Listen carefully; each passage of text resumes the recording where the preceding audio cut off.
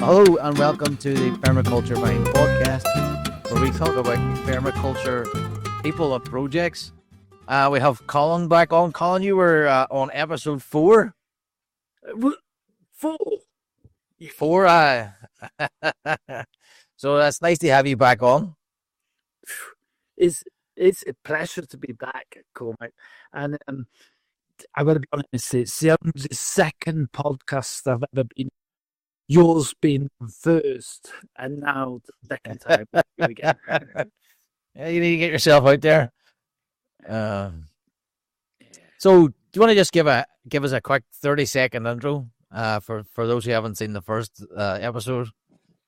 Well, like I said, my name's Colin. I'm originally from England, but I live in Switzerland on the farm Paradieschi Triester. And I'm one of those guys that believe in heaven on earth. Yeah. That's Short and sweet. Yeah. Yeah, so how have you been this last, that was maybe 3 years ago. How's the farm coming along? Still on the side of a mountain for anybody who doesn't know. Yeah. Well, it's 816 meters above sea level, all the way up to near 1,000. And it's steep in most parts. It's got terraces everywhere, and it's ancient land. It's been around for 500 years. Well, no, that's wrong. It was before I came. It was fallow for 70 years, and before that there was a family here for 500 years. And before that, the Romans were here as well. So it's a beautiful land that's all about creating food, and everything I want to do. It's always been that. And the universe brought me here because 4 years ago, I asked, 5 years ago, I said, please, universe, let me be part of the solution. And the universe said to me, well, first go to permaculture and then go looking for land.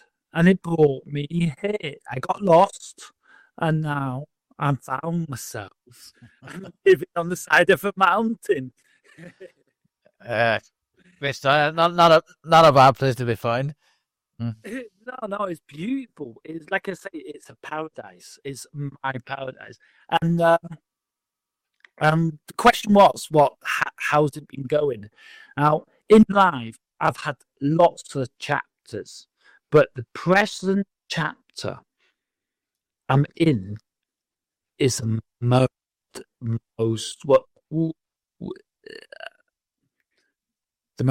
excited. It's one of the hardest to actually understand, but it's also the chapters I'm growing about. Yeah, if that makes sense. Yeah. And it all started. This chapter all started because I went to Hungary, to the permaculture in Hungary, to learn from Jeff Lawton. I had the chance, roughly about 8 weeks ago, to learn and do the PDC there was 31 of them from Jeff Lawton himself. Yeah. So Jeff Lawton in Hungary? Yeah, that's what changed my life. I mean, the change in my life was asking the universe to be part of the solution. They brought me here, and then I became all in Triestiana. And then I had the opportunity because it was the first PDC ever to be given in Europe by Jeff. So I had to do that because I truly believe if I want to be the best version of myself, I have to learn from the best. Yeah, that's what I believe. So I went, Jeff PDC, he speaks for himself. Anybody who knows who Jeff Lawton is, I don't want to be talking about him because everybody knows. If you don't know him, go do your homework. But he has proved the point 2 times over and so many times more. So, and if I want to learn about grazing, anymore, then I'm going to go ask Joel Salatin to teach me. Yeah.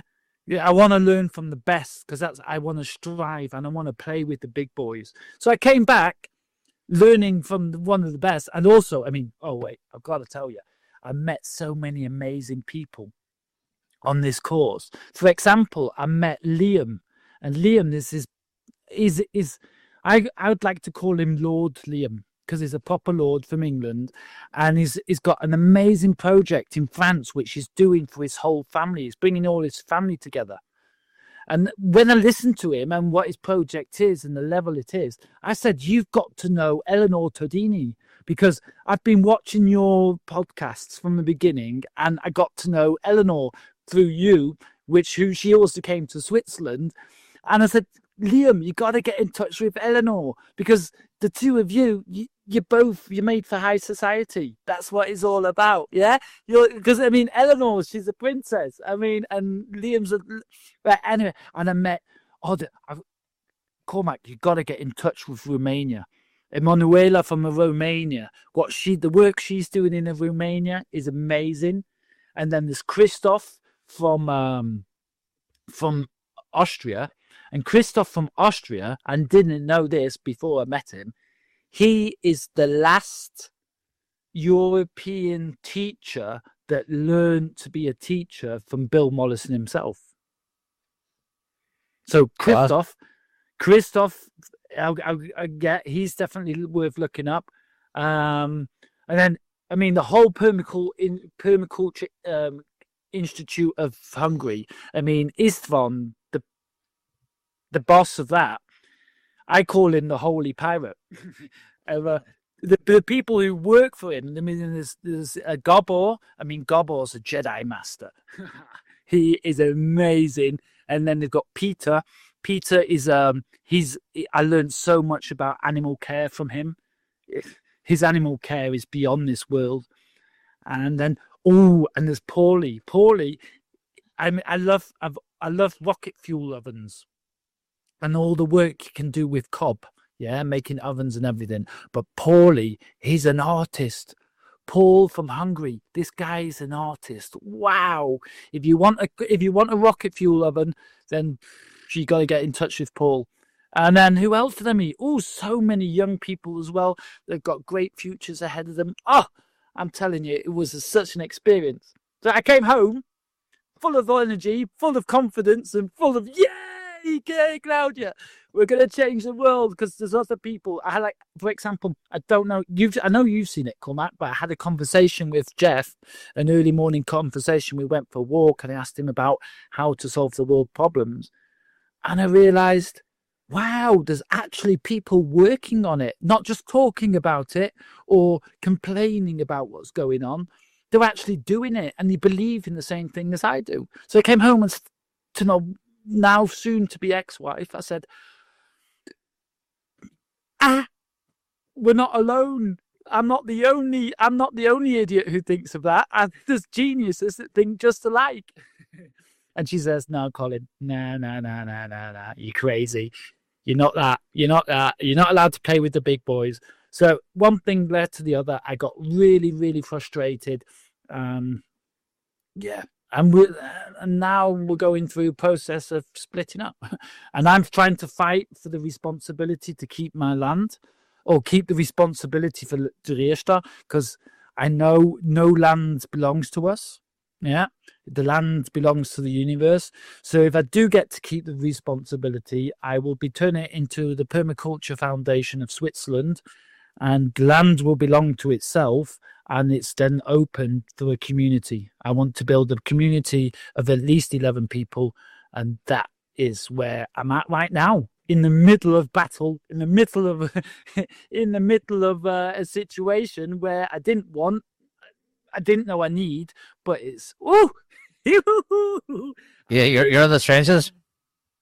Yeah, I'm in it. I'm in the thick of it, front line, and it's actually quite fun because I'm learning more about myself, and I want to be part of the solution. That's why I chose permaculture, and I'm realizing permaculture is just like alchemy. We turn shit into gold. I mean, yeah. Wow, Cormac. I mean, Cormac, wow, how brilliant is permaculture? Yeah, yeah, that's excellent. You're obviously what do you call it? Energized there, anyway. Mate, well, once you're tapped in, that's why I also call it. I changed my YouTube channel recently to Wonderland, permaculture in Wonderland. Paradische Drehstopp, permaculture in Wonderland, because it's what's also a thing I learned of Jeff is just take your step, jump down the rabbit hole, and live with the universe. Once you let go and live and just surf on the flow. Yeah, you really got to let go. You got to trust in the universe. You got to trust in the flow, and live in Wonderland. And then anything can happen, and everything does happen. I mean, that's what nature's all about. If you look into nature, it's one big wonder after the other. Nothing's perfect. No tree looks the same. But you know what? It works. It works. And nobody thinks about it. No bird thinks about flying. It just flies. You know what I mean? Just goes. Yeah, It's 100%. Sorry to hear about the personal side of things, but it's great to see full of beans looking forward. So the PDC itself, you met loads of people. What was it like studying with Jeff? there too. I once read. Never mind about that. But anyway, it's the nuances. Is there's a lot. It's all about the nuances. There's so much to learn. There's so much to learn and so much to give. And I mean, I'd explain. He's a bit like Eminem. He just doesn't give a fuck. Yeah. Either you listen or you don't. He knows he's got nothing to prove. I mean, he's 70 odd and he's still as fit as a fiddle. And it's the nuances. It's the things he says. It's the way he smiles, the way he laughs. He's such a magician. And I'm not saying this to, it's amazing. He's an amazing guy. And, but he's so humble and he's so diplomatic. But I mean, I suppose he has to be diplomatic on the level he's at. But the nuance, it's all about the nuance. He said to us once during the course, he said, if you really, really, really want to get your mind fucked, ask the universe to show you all patterns. Me, I went straight out of class, went straight under a tree and said, dear universe, show me all the patterns. It's like in the Matrix when Neo starts seeing all the numbers. Whoa, the patterns in life, and that's one of the problems that my wife and I had afterwards. I started understanding more of our patterns of our relationship. Yeah, and so now I know those patterns were just not compatible. So yeah, that's it. Yeah. Yeah. And when you told him you were about Paradise Address, he didn't tell you they move off the mountain. Did you tell him you were growing on such a slope? I told him even more. I actually, me, cheeky monkey as I am, I told him, right, Jeff, now that you see me, this is what I think we should be doing. I literally turned around and said, Jeff, this is the next step. Right? This is the next step. And he was like, all right, yeah, anyway. But he also told me he's never met a crazy person. And I mean, he learned from Bill Mollison. And if you read the stories and hear the stories and listen to hearsay about Bill, I mean, wow. I mean, there's no one more out of the box than everybody that we all pray to. Yeah. So, and in terms of a practical sense now on the farm, we spoke 3 years ago. Is there have you added much? Did your plans go the way you thought they would have went in terms of animals and gardening? Yeah. I've got a lot more animals. I've added land. We've got more land, and I've got I could have even more land. I've talked to all my neighbours that don't use their land. I'm allowed to use their land. I think last time we spoke, I had like 1.5 ponds, and now I've got maybe 13 or 14 water catchments already. The grazing is working. I mean, rotational grazing I mean, everything Joel Salatin says, listen. If you don't listen to Joel Salatin, then you're making a mistake because it's amazing. Wow. Succession of grass. Woo! Woo! I'm telling you. Yeah. Compost, it's all just, I mean, I knew all I had to do was try and copy. I mean, I'm only copying and pasting. I've not created anything new, except new for the area. I mean, everything I'm doing, nobody's seen what's happening. The people around me are all like, whoa, what's going on here? But yeah, it works. I can only tell you, it works. All you have to do is take that step and do it. Yeah. And Yes, I've added animals, I've added ponds, I've added streams, I've added trees, I've had a lot of trees die, I've lots of terraces, I'm building terraces and building fences, and one big mistake. Last time we were talking, I was all over the area, like I am now talking, all over the place. But what I really have started over the past year, 1.5, is really coming back to zone 1 and 0. For different reasons, because I'm out in the open, I'm out in the public.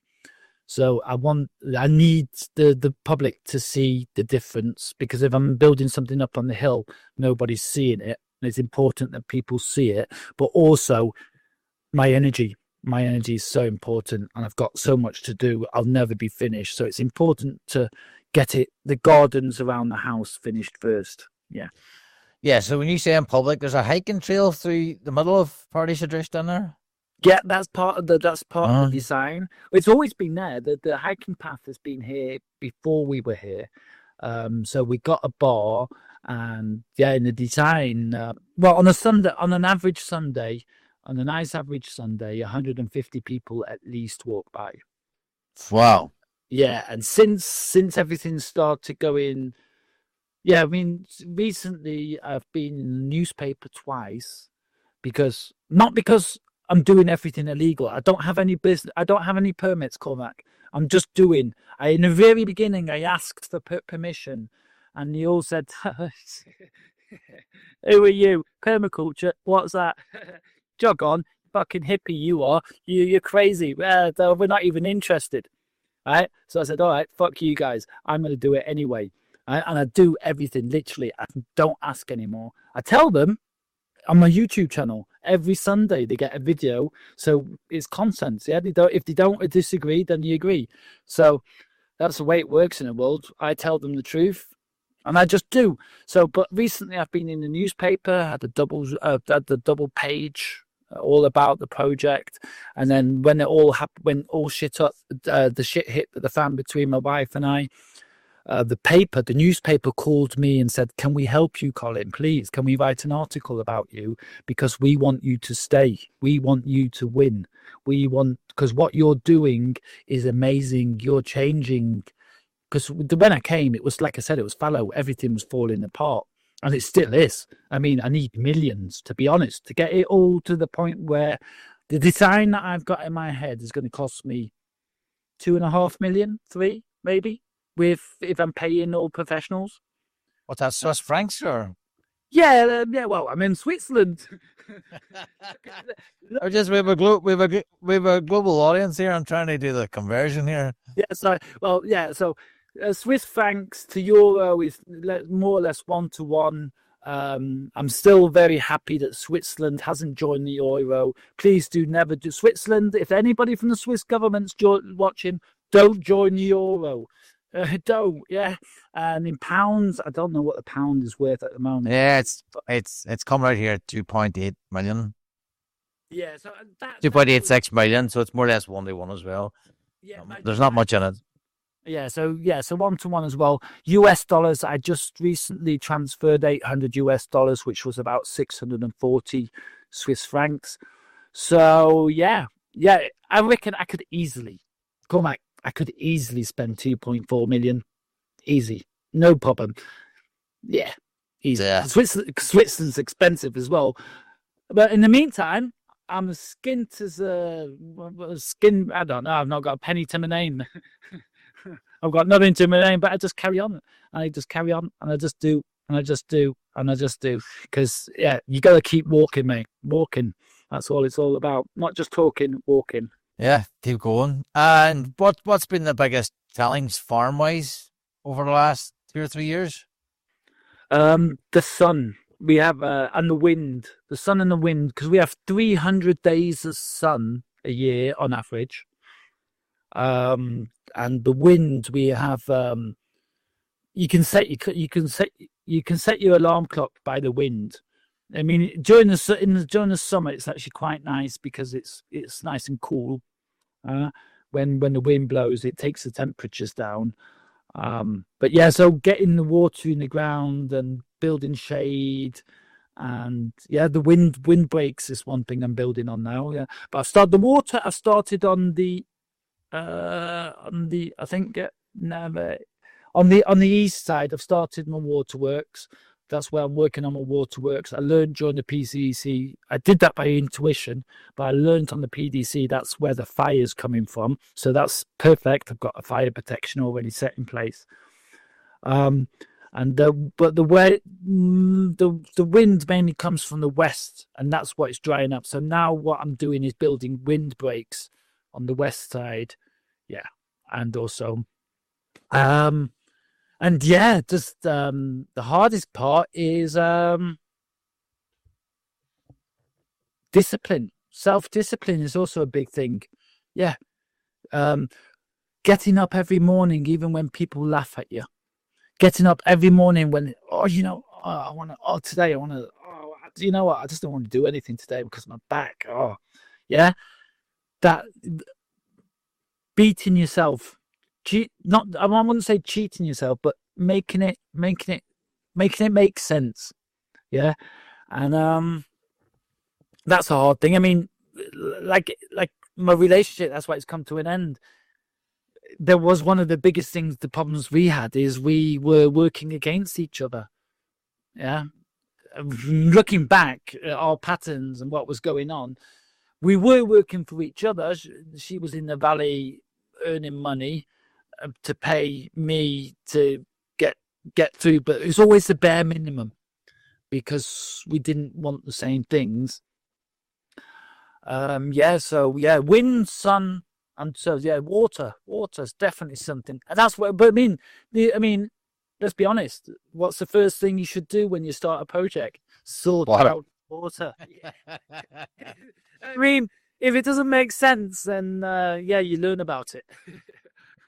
So I see you got a what do you call it, a map done by Ben Musselmer?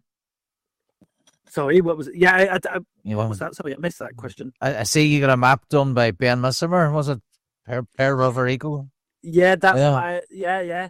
I mean, I learned all about Ben in Hungary because I mean, again, going back to Jeff's knowledge and being the best, he works with the best, and Ben and Jeff work closely together. But so I saw his maps and I thought, shit, I need that. So one of the first things I did, and even now when my money is tight, for me, it was really, really clear that money for Ben has to be invested. Yeah, because I've now got 10 different maps. And I mean, I knew where the water was going and where it's coming from beforehand, but now I see so much more. I've got clarity. Yeah, because what Ben gives you the bird eye perspective. Yeah, and if you're gonna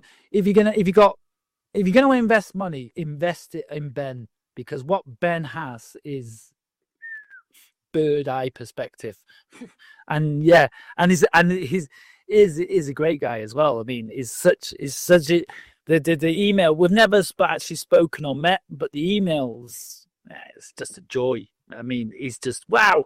So I got the maps, and it's amazing. And now, so what I've got now is when I walk through my land, the things that I've seen already, I've now can look on my screen and say, oh yeah, now I see it even clearer.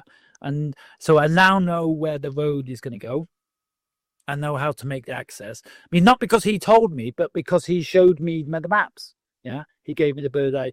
So yeah, Ben's another guy. You got to, I mean, yeah, get in touch with Ben. If you need a map, get in touch with Ben. like Liam, get in touch with Eleanor if you haven't already. And Eleanor, pick up the phone when Liam rings. And everyone else, if you need a map, if you need a perspective that you can't get by yourself, because have you got a satellite? Ben has. Ben's got a satellite and he'll show you. Yeah. So, yeah, spend that money on Ben. It's worth it. Going back to, I told Jeff what the next step is as well, in my opinion. Yeah. And I got the answer. Well, go show me then. Go show me. And you're, and the same with you, Cormac. I think both of us, we're still got to grow into our own confidence. Yeah. Yeah. Yeah, but you're constant. You're showing it. You're going it, and he's got his own podcast. I mean, have you listened to the podcasts? They're amazing. The four of them talking together. The new one. They're on episode 3. They're behind you, but they're. I mean, have you listened to those podcasts yet? Wow, the ideas. And then if you listen to, and each one of them, you got Jeff, you got Eric, you got Sam, and you got Ben. Yeah, and there's 4 different perspectives there, but they're all talking about solutions. I mean, I listen to your podcasts, and a lot. You got the same setup, 4 people, and it's the same but different. They say in Thailand, and the best thing is, though, for all viewers and all Permies around the world, is they've got the choice to watch them all. Yeah. So what's the plans? You say you're thinking of building an access road? That would change things a lot for you. Yes and no. I mean, if the plans I've got, I mean, yeah, it would make. I need to. I mean, first of all, before I do anything at the moment, I'm just stuck on everyday business. I mean, feeding my animals and grazing. They're the 2 things that I'm doing at the moment. I'm not building anything. I'm still designing and I'm still working on the vision and on the designs.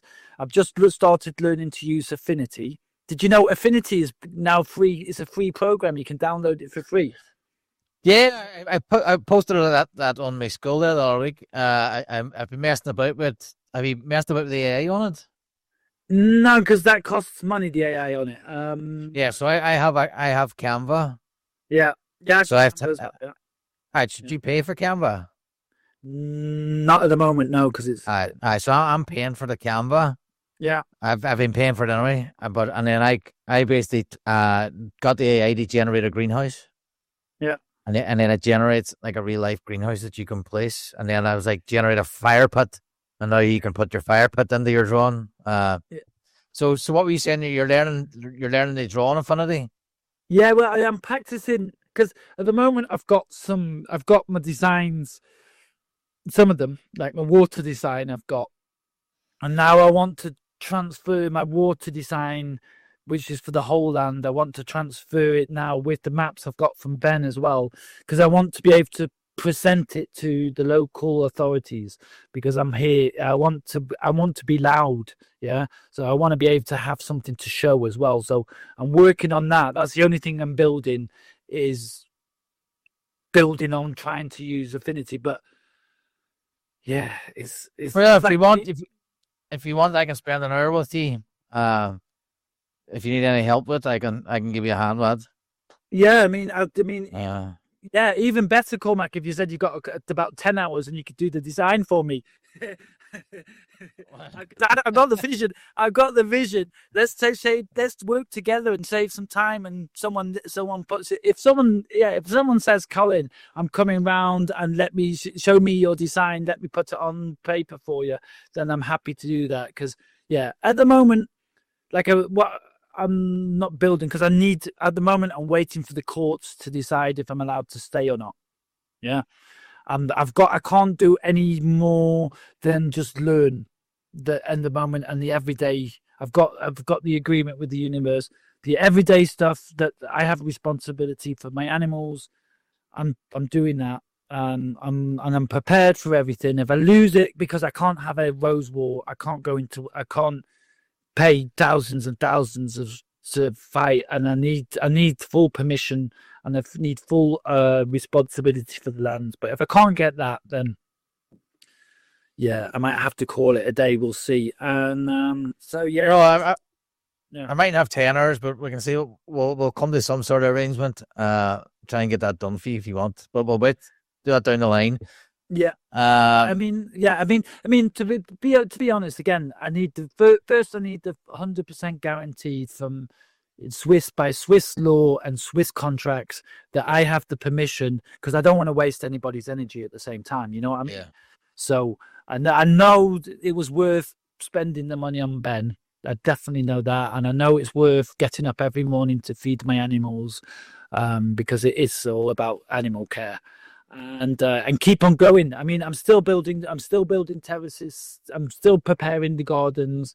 I'm still just, but the bare minimum, because like I've stopped building my sandbag stable, but we're saying that I'm still filling sandbags. I'm still filling sandbags because I like to believe that I'm going to win. I do believe I'm going to win. If it's Positive, yeah, positive thinking. So you have a GoFundMe. We'll put that link in the description as well. thank You you want very much. to just tell people about the GoFundMe? Yeah, the GoFundMe is we'll put the link in because it's GoFundMe Verantwortung übernehmen für die Drehsteuer. It's in Swiss German, but so the link will have to be that. And at the moment, my goal is to get to 10,000 Swiss francs just to pay, because at the moment I've got zero income. But the 10,000 is also just to prove I can get there and I can pay for and so all that's missing now, I've got to owe some vet bills, and I've got to pay I paid the court, but once everything's decided, I need to pay the signing over fees. Yeah, so it's a vet and the signing over fees that I still need to pay. So I roughly need another 1,500 Swiss francs. So if that's 1 to 1, I need another 1,500 euros to get to the 10. And once I'm at the 10 and it's all signed over, then it's a whole different ball game. Then I'm looking for people to come and join in, to move in, to be part of it. But again, you don't just come and take; you come and give as well. It's all about give and take. Yeah, I've got houses to sell. I've got visions, and I'm at the market. I've got and plus I've got the government behind me. Yeah, I've got if it all works out and everything happens like it should, like I see it, then then then the games begin. Bring it on! Great stuff. Yeah, yeah. And then it's all about who's going to join in, who believes in heaven on earth. If you believe in heaven on earth, you're joining in. If you don't believe in it, then jog on. Yeah. Yeah. No. So how far out? So you have Ben's maps. Have you a rough sketch of what you want in the future? Yeah, 27 ponds. There's 27 ponds. They're all connected. I mean, I've got Sepp Holzer's pond system as my inspiration. Because Sepp Holzer, because he's on a mountain just like me. Yeah. I've got in the design I've got my own. The design for Trieste is all about creating food, lots of leisure and relaxation and education. So the idea for Trieste is 11 people live here and work here. Well, in all 26. There's going to be workspace for 26 people. I've taken a lot of ideas from Richard Perkins, because Richard Perkins, just like Joel Salatin, are really, really good business models. Richard Perkins has got the best business model of them all. I want my own butchers here. I want my own brewery, because I want it to be a restaurant where people come and have food from field to table, and before they go home again, they can harvest the food from the supermarket, the fresh supermarket. So it's I don't like the word holistic because it gets misused to so much at the moment, because people forget about the dark side. But it's all about being a place where people can come at the weekend and just enjoy life, sit back, put their feet up while the kids run around and play in the zoo, and go treasure hunting.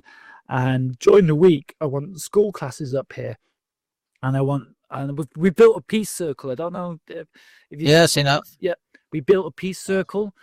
The goal for that peace circle is to get Benjamin Netanyahu over here to talk some shit with him, because he needs shit talking to him, because the shit he's getting up to. I mean, how we can get away with murder, I do not know. But we need to talk about peace. So I've got a peace circle. But let's go back into micro. People can get married on that peace circle. We can have yoga seminars. We can have anything. So yeah, it's a place of leisure, a place that people can come and meet and eat and take some food home with them. Because and my goal is to have roughly between 2 to 1,000 sheep at one point. Grazing, because I'm allowed to graze up to 50 hectare. I've been given permission to use 50 hectare, but again, I need people to help me do that, because I can't do it all by myself. At the moment, I'm working on 10, but I can scale that up by 5, which I've got permission for. And apparently, if I know for a fact, if that I do, which I am, when people see what is possible, then the work will never stop, apparently. So we'll see. Yeah. And you know what would be great? With somebody that I can trust, that can come here and say, Colin, go on holiday for 2 weeks, because that wouldn't be bad as well. Someone who come and look after I can go on holiday for 2 weeks, because I think from listening to other people, that is quite a difficulty, particularly like homesteaders and stuff, that and people who keep farms. The busiest time of year is in the summer, and then you need someone to come in. I'll go now while it's cold. Well, there's no work. Well, there's less work. No, I don't. I mean, yeah, I take it as it comes. Cool. I mean, you know what I mean. I'm just saying. It would be nice to share the responsibility, but also in all forms and ways. Yeah, I'm sure that'll come. No, I've got a practical advice for myself. So I'm terracing my front garden. Yeah. But I don't want to stick a pile of wood on it. Any advice on terracing? No, it's not it's probably, I don't know what you would say. It's probably a 35-40 degree slope. So where don't you want the wood? No, I'm trying to terrace it, but still sort of keep it just like, I don't want to put the wood in, because last time I put wood and stuff up, I got wasps' nests. I used logs basically for the terracing. But for the terrace wall? Yeah. Is there any way of terracing with sort of a slight slope without putting banks in, or put sandbags in? I mean, I use whatever's lying around. I mean, I've got stone. I mean, you could use stone. You could use brick. I mean, or make a nice drywall. I mean, you're gonna have something that holds the earth, yeah, because it's gonna slope, and so gravity is gonna pull that down, yeah. So you want something holding it so it doesn't pull down, yeah. Yep. And wasps aren't actually that bad. I mean, wasps have their function, Cormac. Yeah, but because when there's a wasp nest 10 feet from the front door, and your wife and mates are shooting, there's wasps out there, it's like it's just dark. If I was out in 20 acres somewhere, I wouldn't care. The wasp nest wouldn't be touched. But it's too close. Well, one thing I noticed back in the course, the wasps build their nests where there's something for them to eat. So maybe some of the kids are leaving out some sweets lying in the garden, or have you got your compost bin just out near the table? Yeah. No, every year, Colin, I go out to my garage, and there it is. There's a wasp nest started. So this happens every spring. So this happens. There is a lot of wasps where I live, so it's one of them things that was just how do you, I'm trying to just eke out what's the best method of terracing you've found that could be applied to someone's garden, basically. Well, I mean, I use a lot of wood because I've got a lot of dead wood. And I use a lot of stone because I've got a lot of stone. That's one thing I know a guy, he's taken a motorway. You know the side planks, the metal side planks from the motorways. A crash barriers. Yeah, the crash barriers. Yeah, when they were redoing the local motorway, he went to ask could he have the old crash barriers, and he's made terraces out of the crash barriers of the motorway. It looks beautiful. Yeah. Yeah, something like that. Because if you don't want surface where the wasps can make, because if the wasps are your problem. I mean, I love happy habitat. I love making as much habitat as possible for whoever wants to live in my place. But I understand why you don't want the wasps. So you want something that doesn't give them surface. So if you, instead of logs, if you've got wood, take flat pieces of wood. So there's no surface, because the logs, I'm assuming they're making the nests between the logs. Yeah, they got on underneath. I packed it, but they seem to dig it out somewhere. Maybe a mouse or something dug it out. And they're opportunists. It's safe in there. It's sheltered. It's on a site. Wasps dig holes as well. I mean, there's wasps that live in the earth and they dig holes, and in dead trees, in rotten trees. I mean, they eat the way in. I mean, wasps. Yeah. So something flat that they can't build on. So if you make just a sheet of wood. No, I was just looking for a sort of your experience of terracing. I was trying to eke out some good tips there. Yeah. I'm just looking for habitat as well in my because I love the idea of having more than one function, not just slowing down the water, not just building up beds, but also giving happy habitats. So yeah, but yeah, I take away the surface for the wasps, because that sounds like your problem. But wasps problems. No, that was one solution I tried. Yeah. So we're going over plans for the future. Anything we haven't covered there?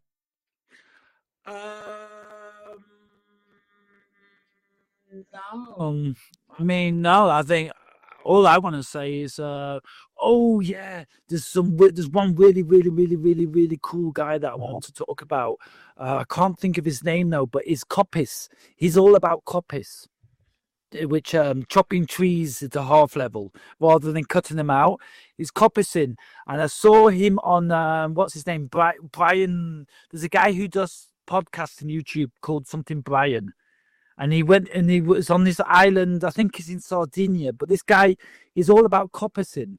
Yeah, and I saw a conversation with him where he said he gets really frustrated watching YouTube videos where everybody's clean and everybody's freshly styled and got the best clothes on, and nobody's got dirty hands or dirty fingernails.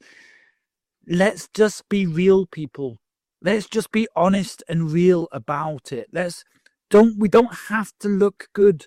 We don't have to have our makeup in right place, because that's not real life. And people who aren't in what we're doing. I mean, if I looked all freshly styled and clean fingernails and clean clothes every time I did a video, and then people come out and get dirty, they're going to be like, Colin, you never told us we're going to get dirty. You never told us it's going to be hard work.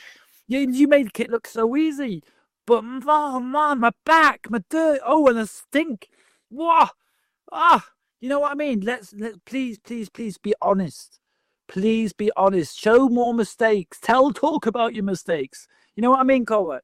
We got to say... And this is this coppicing guy. I asked him, could he please come here and teach me about how he coppices trees, because I need his knowledge.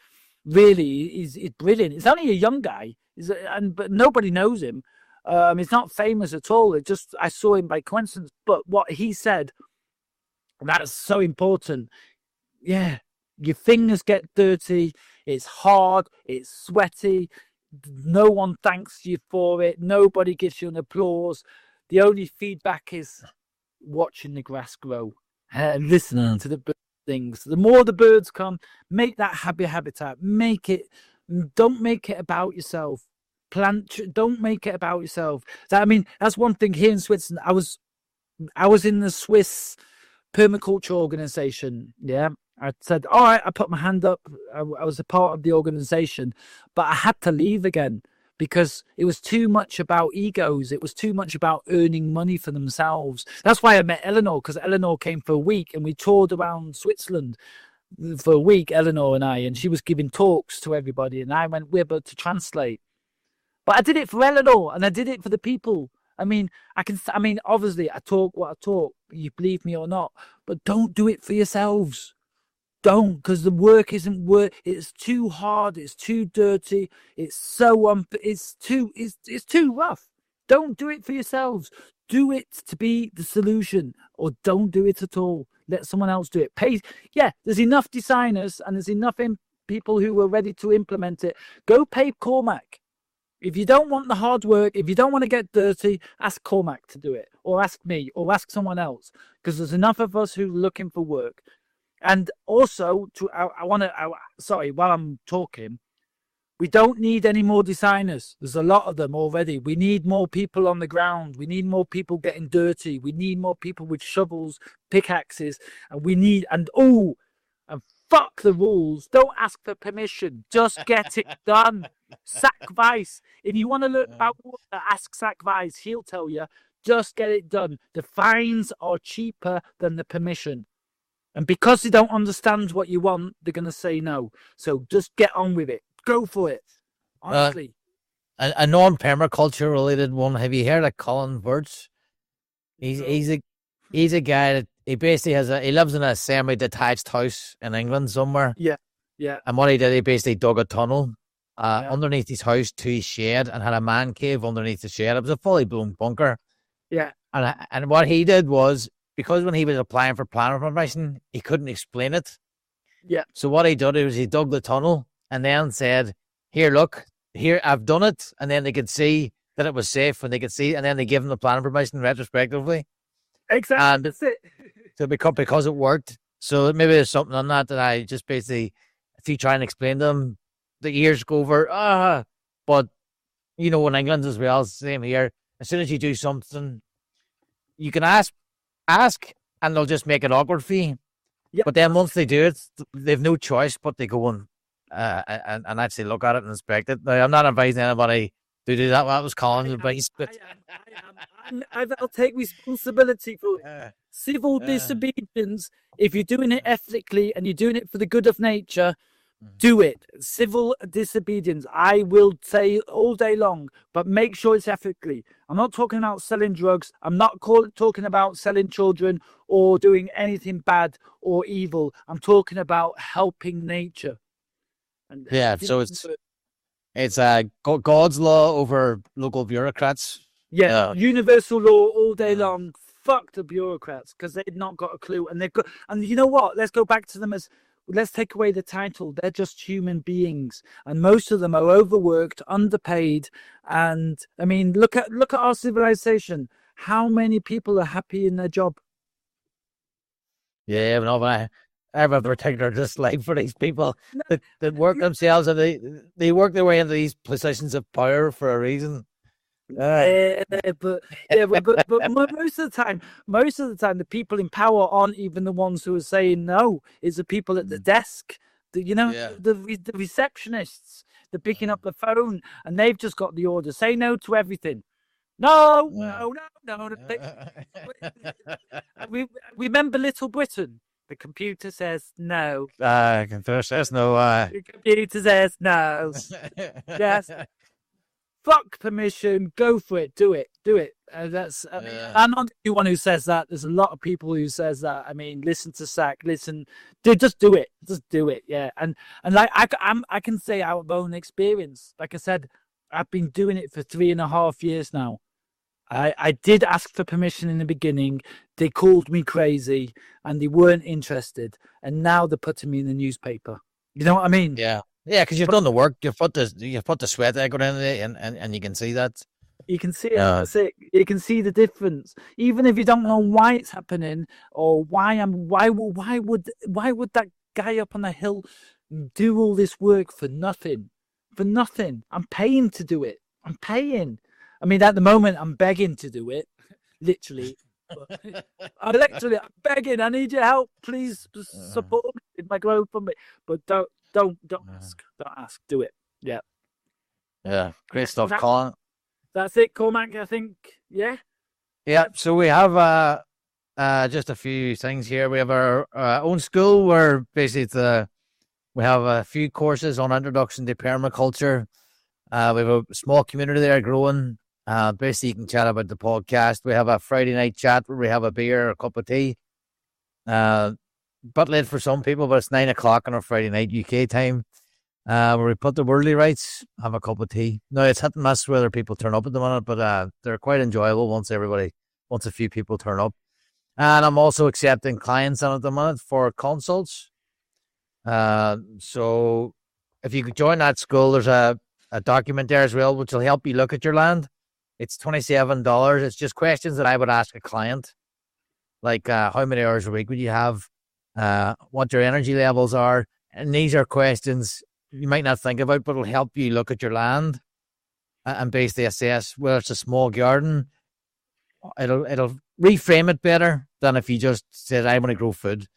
This is more of a trying to make you think in a more permaculture sort of centered way of right, how is this actually going to work in practice?